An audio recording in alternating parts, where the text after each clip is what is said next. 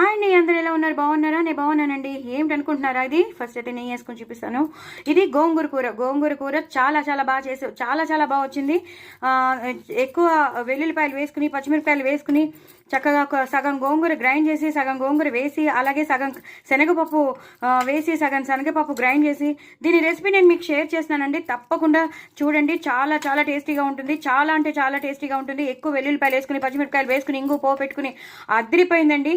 చక్కగా ఎక్కువ నెయ్యి వేసుకుని తినండి. ఇలా ఎండుమిరపకాయలు నంచుకుని తినండి, అదిరిపోతుంది. అదే మన ఎండుమిరపకాయని మనం వేయించి పెట్టుకున్నాం కదా, అవి చాలా బాగుంటాయి. సో అవి నంచుకుని తినండి, అప్పడాలు నంచుకుని తినండి, లేదా చిప్స్ నంచుకుని తినండి. మొత్తానికి మాత్రం కూర మాత్రం అదిరిపోతుందండి. చాలా చాలా చాలా బాగుంటుంది.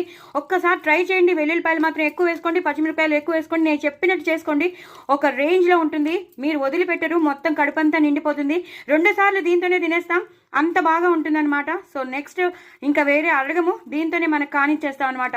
మన లంచ్ అయిపోతుంది, డిన్నర్ కూడా దీంతోనే కానిచ్చేస్తాం. అంత బాగుంటుందండి. నా ఛానల్ మాత్రం సబ్స్క్రైబ్ చేసుకోవడం అస్సలు అస్సలు అస్సలు మర్చిపోవద్దు. చాలా చాలా టేస్టీగా ఉంటుందండి. చాలా టెంప్టింగ్గా ఉంటుంది. బాయ్ అండి.